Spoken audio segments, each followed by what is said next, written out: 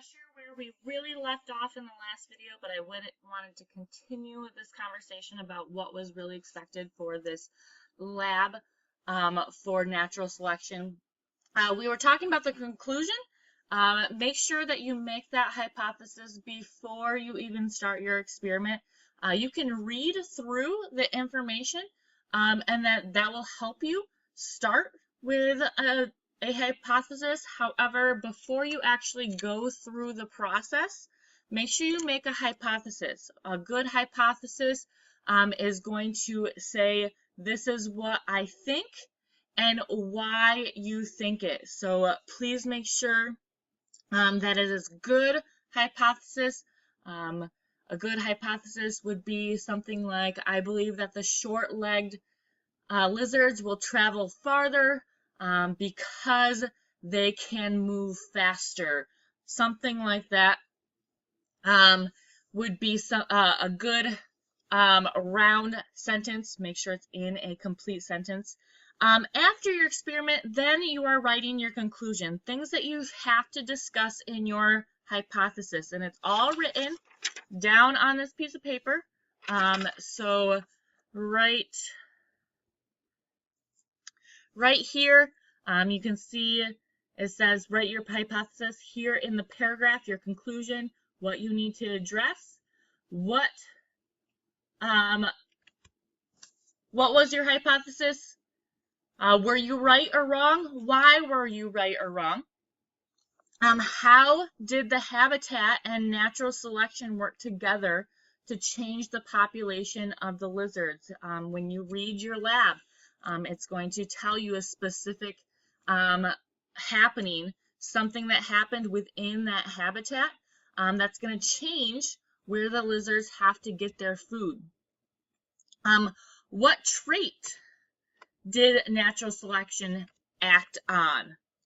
And then it says the lab assumes that long-legged lizards can travel a greater distance than short-legged lizards. The lab results support that long-legged lizards or short-legged lizards travel the farthest. Use your data. When I say use your data, that just doesn't mean my data shows. Use your data points. So if you said that the short-legged lizards traveled furthest, use your data points. You have that written down in your conclusion or in your lab report of that total distance that they traveled. If you want to make sure that you have all aspects, make sure you look at the rubric. Grade yourself. Do a self-evaluation of what you have on your conclusion. Hypothesis says if you want all points for your hypothesis, 4 points for your hypothesis, it says include a hypothesis and why it was correct or incorrect. So your hypothesis must be there, and you also must explain in your conclusion whether it was correct or not. And then if you want to get no points, you would say there's no hypothesis in there, and your explanation was not included as well. So you can choose 4 or you can choose 0, and anything in between. Obviously, we're all shooting for that 4 on all aspects. How natural selection and the habitat work together. Basically, each question, we're going to be looking at these questions. So correctly identified how natural selection and habitat work together. So you explained that. Stated the trait that natural selection acted upon. So you correctly stated that trait that natural selection acted on. And then use the data to support which lizards move the furthest. So to get 4 points, it means you explained using the data, looking for numbers here, which lizard moved the furthest. And then the last bit would be that organization, appearance and layout. You have your name on the document. You use correct spelling. Used correct grammar, correct punctuation. So we're going to be looking at that.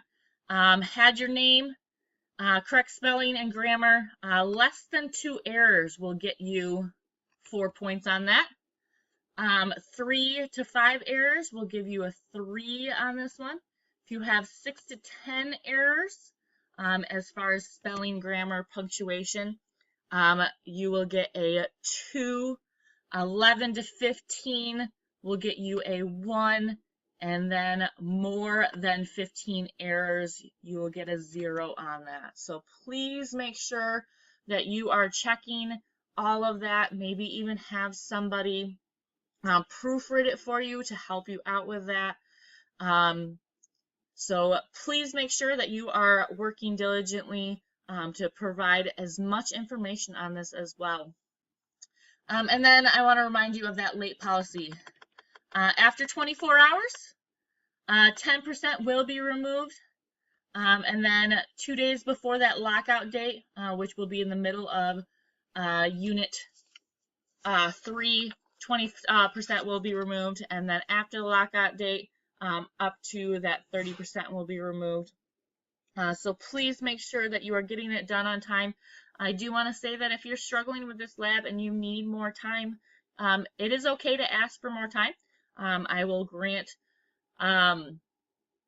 extensions as long as you are asking for those extensions in a reasonable time, so usually before 5 p.m. So if you're asking for an extension at 11:30 p.m., right when it's about to be due, unfortunately that is not a sufficient time to give me time to grant that permission.